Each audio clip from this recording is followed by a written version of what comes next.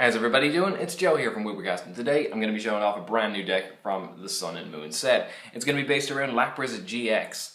So basically this is going to be kind of like WaterBox that we saw towards the back end of last season, where Seismitoad EX was the main attacker, and then that deck sort of fell off because, well, Seismitoad rotated and the deck no longer had a solid main attacker. It still had all of its tech options, it still had its main engine intact, none of that rotated, but you know, the loss of Seismitoad kind of hit it quite hard. But I think in Lapras GX we've now found a new focus for the deck to go down. It features a lot of the same things as Seismitoad, apart from of course the iconic Quaking Punch which item locks, but it still does an unholy amount of damage, still has a ton of HP, a fantastic GX move, a great other move that lets you draw out of ends to bad hands, it lets you stop dead drawing. It's got loads of things going for it. I'm really a big fan of this deck and this card right now. I especially think, since looking at things like Sheffield Regionals, where people I think might see Volcanion as a safe play because of Lurantis GX and Decidueye GX coming out, these are kind of cards that people might initially gravitate towards and might initially start to dominate the meta, and Volcanion's a really safe pick against them, obviously because of type weakness. You can kind of punish anyone for going down that route, and I think this deck does have options available to it to deal with Lurantis and Decidueye himself. It's a bit of a riskier pick, I think, going into like the very first tournament of Sun and Moon season, but I think it is extremely strong, and I think if you can tech it right and if you can build the list right, and of course play it right, you're going to be having a very good day with this thing. Anyway, look, I'll articulate my thoughts on it a little better as we go through this. I've got a really solid list here. It's not the same one as I think a lot of other people have been putting up. Most of the lists for this that I've been seeing so far have just been like WaterBox, but -3 Seismitoad plus 3 Lapras GX, and I don't think that's the optimal way to play it right now. I think this is inherently a matchup based deck, that's why we added box to the end of the name of it, and therefore you need to sort of build it a bit more differently, and it's got an awful lot of cards from Sun and Moon. I have a lot of proxies in this thing. So it's a really good deck to show off the power of the new set. Anyway, let's get into the analysis properly. We're going to start off with 3 Lapras GX. Main attacker of the deck. Really loving this thing so far. Again, I don't think it's inherently strong, I just think it's got an awful lot of support with the rest of this deck. So it's got 3 attacks. First one is, I think it's just called Collect, where you draw 3 cards. This is great, especially if you're going second and you've got a Lapras in the active. This is a fantastic attack to use. It'll get you out of bad ends like later on in the game, and with 190 HP you can safely use a Collect and then you tank a hit. 190 is a massive number on a basic. With the Fury Belt you're going to 230, you're going to be tanking some hits, and we've got Rough Seas and Olympia and stuff like this to heal. It's plenty, it's really good. On top of that, we've got the main attack you're going to be declaring is whatever those Japanese symbols mean, for 160. With the stipulation that you cannot attack next turn. Use this attack next turn, I mean. So 160 is a solid number. It kills Jolteon EX and Beedrill EX in one hit, so there's that. With a Fury Belt you're killing Yveltals and stuff like that. And with a Kukui you can go to even bigger numbers, but I'll keep that in the back of my mind and I'll talk about that a bit later. There's plenty of ways to get around the stipulation as well. We have Ranger, we have Olympia, we have Escape Rope as well, or just switching cards if you want to play it. You can just retreat into a new Lapras. There's plenty of ways to get around this stipulation, so there's no point really worrying about it too much. And one of the cool ways you can get around it is using the GX attack. Again, don't know the name of it, but it does 100 damage, and your opponent's active Pokemon is now paralyzed. This is one of those really underrated GX attacks. I think, comparing it to other GX attacks, yeah, it looks a bit underwhelming, but as a part of this deck, it's very good. It's really very good. You see your opponent's building up a really big Yveltal on the bench, Lysandre it up, you can't kill it, but you can lock it there till next turn. And once you finish locking it there, then you can follow it up with another attack, and you basically get a free KO on whatever. You can also lock things in the active for Articuno to finish off later, which is also really cool, and take an extra prize card that way. It also means that you can use the 160 attack, and then if you can't fight it out, you just use the 100 attack to lock it in place, and then next turn, stipulation is reset, so you can use the 160 attack again, and keep going with stuff like this. I'm really liking it. I think the 3 attacks all just sort of complement each other well. Biggest issue with it is the grass weakness. That's the biggest thing holding it back, I admit. I'll go through its matchups when I get along with some text now in a second. Let's see. And as always, we check everything fits in the video frame. And yeah, it seems fine. So next up we have 2 Articuno. Articuno I think is in a really good spot right now against Greninja and Volcanion. This guy is going to be putting in mad work. And against Vespiquen as well, actually. This guy can put in a ton of work too because, again, I'll get on to Kukui in a minute, but he plays a big part in that. So basically, Articuno has 2 attacks, Chilling Sigh, just puts your opponents to sleep. It's nice to stall sometimes. And then you also have Tri-Edge, which is 20 damage plus 40 more for each heads you flip on 3 coins. So you basically assume Tri-Edge is only ever going to do 60 base. You never expect, like, don't ever end up relying a game on flipping 3 heads on Tri-Edge. It won't work. In testing last night, actually, I ended up flipping 3 tails on Tri-Edge twice in a row. Missing the KO on 2 Brogies. So, I mean, as long as that doesn't happen, you're fine. But just 1 heads is all you need. And you just sort of work with a 60 base damage. With a Fury Belt, it goes up to 70. With a Kukui, it goes up to 90. So now you're taking 2 prizes on Vespiquen, Raichu, Frogadier, Froakie, Baby Volcanion, plenty of things. Even just finishing things off, the Lapras is pre-damaged. I basically get a KO with this thing like every single game I play. It's been putting in so much work. Just to clarify, by the way, the Delta Plus trait means that if it takes a KO, you take an extra prize. In case anyone was unaware of that and had no idea what I was going on about there for a second. So next up is our main way of retreating through the deck is just 2 Manaphy. We can't solely rely on this, unfortunately, because Garbodor and Silent Lab exist, but it's still really nice asset to have because the majority of the time you're not going to be against those things. Thankfully, we're moving away from a Garbodor-focused format at the moment. And I think Mineral Pump's a useful attack as well. I sometimes use it to finish things off. It's really just if I can only get 2 energy on the board and I'm stuck and I can't get the 3rd down. It can be nice to sort of finish off some extra stuff and heal some Pokemon on the bench while you're at it, but really it's here for Aquatube, so that we can freely retreat everything and make the most use out of our Max Elixirs and things like that. So we also got 1 Glaceon EX. Kind of a weird tech in the moment, I think, because I like Crystal Ray against Vespiquen a lot. Because a lot of Vespiquen decks aren't running ways to counter this. They're not running Mew EX or Ranger, and if that is the case, then Glaceon should, in theory, just be able to sweep up against them. I haven't done too much testing with this now, but off the top of my head, this was the best tech I could think of for the Vespiquen matchup. It also helps out against Lurantis, but I think Lurantis could just run a Trevenant EX and power that up instead, and there's your problem solved. I feel like that would be an issue if it did that. One thing that may end up being better specifically for the Vespiquen matchup is running a Karen and an Aurorus EX. Aurorus EX is basically the same as Lapras GX, except its only attack does 160. And it takes 4 energy, and it still has the whole you can't use this attack again next turn thing. But the reason you would run one of those is because it's weak to metal and not weak to grass. So I feel like if you could just slap a Fury Belt on Aurorus and then play Karen so your opponent can never get enough Pokemon in the discard pile to take the KO, you should be in a position where you can just sort of outlast it. But for now, I think Glaceon's a little more versatile given that it does put in work in Lurantis as well, and to an extent the Mega Rayquaza matchup. Again, these aren't matchups I'm super happy about right now, but it's early days and I haven't got all the techs ready yet, so I think Crystal Ray is really just your best option at the moment.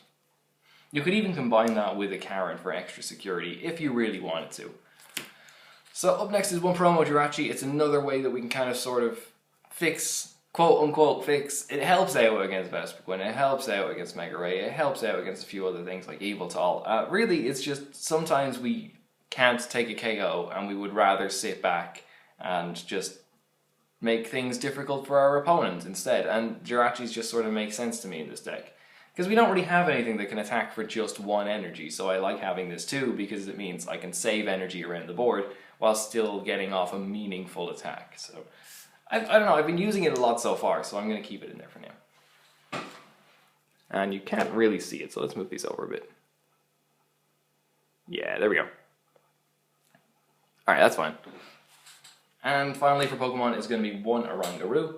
With Nest Ball, we can search out Oranguru. He can draw us up to 3. He's been really, really good so far. A great consistency booster. Late game ends have meant nothing to me, especially in combination with things like Collect. You can just sort of draw a ton of cards late game, which not a lot of other decks can do.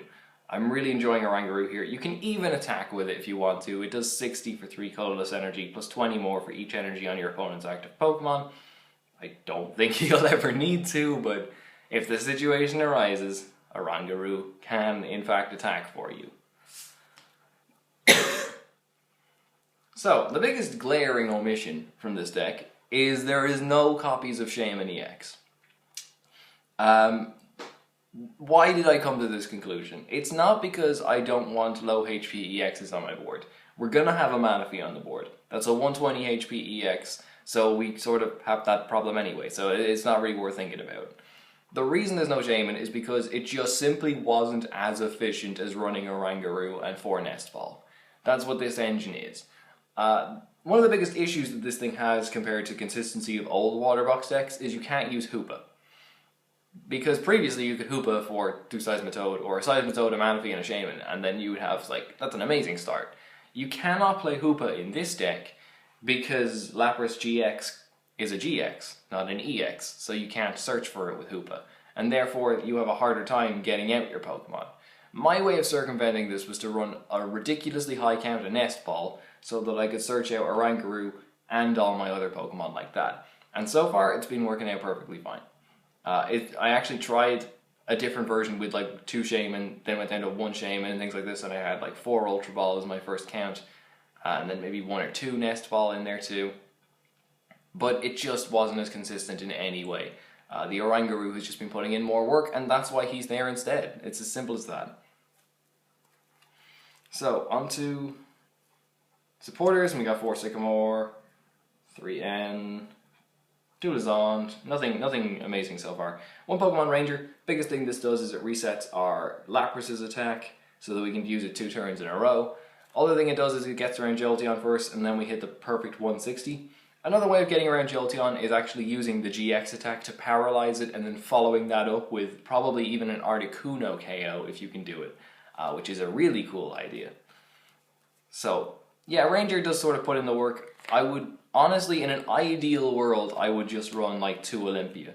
That way I have 2 switching cards, I get the healing effect, and I get to reset, because I can pull it to the bench and then just retreat whatever I have in the active. But unfortunately, Garbodor does exist, and against Garbodor-based decks, Olympia isn't great at resetting your attack because you can't go into something with free retreat because Manaphy's ability is shut off.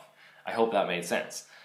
So that's why the 1-1 sort of split between them is nice. 2 Olympia would be probably overkill as well, I admit. Finally, we're going for 1 Professor Kukui. This is a really interesting card, I think, for the, like, in terms of text for the deck. So, what kind of math does this thing help us fix? That's what I think we need to ask ourselves. So Kukui, for those of you who don't know, you do 20 extra damage this turn and you draw 2 cards from your deck. The math that I think this helps us think, first of all, for Lapras, in the mirror match, which could be relatively big, I feel, Kukui gives you the advantage because 160 plus a Fury Belt plus Kukui is 190. Now you're taking the KO on opposing Lapras, so that's pretty good. For Articuno, with Chilling Sight, 1 Heads plus Fury Belt plus Kukui is 90, so now you're taking the KO on Vespiquen, which again is pretty massive. And at 160 HP Articuno, if you get that going right from the start, you're going to be having a great time. Like, that's pretty difficult for Vespiquen to knock out in the first turn of the game, if not impossible. So you're going to be having a good time there. You might actually get 2 KOs off of the Articuno and just take a massive lead. This does rely on you finding the Kukui early, I get that, but the point is that the option exists, and even doing that mid-game is still pretty good. Also with Glaceon EX, you now do 90 damage, that's killing Vespiquen in 1 hit, which obviously is really good. With Jirachi, weird Rainbow Road math coming up here, but if you use Stardust with a Kukui, you do 60 damage, knock off an energy, now Xerneas is in Articuno range. So, the point is, there's loads of like sort of weird situations where the math works out, that Kukui sort of puts you in cool positions, let's put it that way. So that's why I think he's earned his spot so far. I've been using him and I've been enjoying him. We also have 4 copies of VS Seeker, surprising no one. Oh, okay. Can't better join the video. Hey bud. No, he ran away. Okay. He didn't want to be in this one apparently. He doesn't like WaterBox for some reason. Maybe if I ever do an Incineroar deck profile, he'll be in that, you know, cats and whatnot. We have 4 Nest Ball. Again, like I was saying, I prefer Nest Ball because it searches out my Pokemon directly to the bench. It's like Ultra Ball, except I play all basics, so I don't want to discard things, obviously. I play Nest Ball over Dive Ball for obvious reasons. I can search a Jirachi and Oranguru with it. It's strictly better. That's why it's for Nest Ball. And if you're going to proxy, obviously you have to proxy the full art ones. That should just be obvious, really. For Max Elixir, this is how we get our energy into play. Again, should surprise no one, the deck is built around that card. We run 3 Trainers Males. I've talked about before why I dropped to 3 Trainers Males in a lot of decks as opposed to 4, but adding in a 4th one adds in a card you cannot take with Trainers Male. Also, if Lurantis Vileplume is going to be big, I don't want cards in my deck that are just going to be dead. I would rather cut this for the 3rd in. We also have 3 Energy Switch, which is pretty nice. Coming up. Come on. Get in the video. Yeah, here we go. So 3 Energy Switches, again, sort of makes the deck a bit like Aromatisse, the way you can move energies around the board. Is my cat in the shot? I hope he's in the shot. Hello. That's basically why it's there. Again, if you've ever seen WaterBox be played before, you'll know that. Yeah, get your paw off the Sycamore. Good boy. Alright, and we also run 1 Ultra Ball. I still wanted an extra bit of ball search in here. This could be a dive ball, I admit, but I do like that it discards things. Sometimes that is nice. We do run a couple of one-off supporters, and it's nice to get those in the bin. And also it's nice just to be able to have the option to search out Jirachi or Oranguru as opposed to being restricted by dive ball. So that's why I went for the Ultra Ball as the 5th ball. Yeah, what about the Fighting Fury belts? You like them? You want to talk about those for a bit? No? Okay. So we got 3 Fighting Fury belt for obvious reasons. We're basics with high HP. So it helps fix his math. It gives us higher numbers. We also run 1 EXP Share. This was originally a Ninja Boy. I think EXP Share is just way, way better. Ninja Boy didn't really work for me at all. I couldn't seem to get it off, like literally not once. It never worked. So EXP Share I think is better because it's definitely going to work. It can potentially conserve more energy than Ninja Boy. And powering, like let's say you wanted to get an Articuno going out of nowhere for a surprise KO. Yeah, get off. Basically, it's easier to put an Articuno on the bench with an EXP Share than it is to Ninja Boy into an Articuno at the right time. I just found it way better. And especially because we're running a high count of energy switch, you can basically put this even on like an Oranguru or something like that and then just switch it onto whatever you want to use it for. It's been way better for me, and I'd encourage everyone to try it out. Also going to run 3 copies of Rough Seas, not the full 4 count because space. 4 would be nice, but what can you do? And yes, that is a Steelix Spirit Link because I only own 3 Rough Seas for some reason, 2 Rough Seas for some reason. But, you know, I'll just replace that before I get into a tournament probably. And finally, to round it all off, we have 1, 2, 3, 4, 5, 6, 7, 8, 9, 10, 11, 12 water energy. You need to run a high count. I wouldn't want to drop it to 11. I think 12 is the lowest you can get away with. A 13th would be nice, but at that point I'd rather just put in a Super Rod. Again, I just don't have room for that kind of thing though. It's a tight enough deck on space. Other techs that I haven't mentioned so far that will be nice. Nothing I can think of off the top of my head. I think I got through pretty much all of it. Yeah, Ninja Boy was the biggest one. I think I've seen a lot of people putting that into their decks at the moment. And I just don't know why, because in practice I cannot get the use out of it at all. Aurora EX is definitely something, and Karen are 2 things that I would like to put in this. But that all kind of relies on Vespiquen being popular. But then again, like I was saying earlier, this is a box deck. This is an anti-meta deck to an extent. You need to build it based on what the meta looks like. And I think if I was going to a tournament tomorrow and I wanted something, I wanted to play this, but I wanted to keep it as safe as possible, this is the kind of build that I would be looking at. So a little more testing is definitely needed, but so far for consistency and matchup wise, I've been winning a lot of games with it. I've been enjoying my time with it. It's a really, really fun deck. It's probably my favorite one to come out of the new set. And look at the amount of new cards we got going here. We got the Lapras, the Oranguru, the Nest Balls, it's the Kukui. It's great. It's such a great deck and I love it. Guys, I highly encourage you to play around with this one. Thank you so much for watching, and I will see you next time.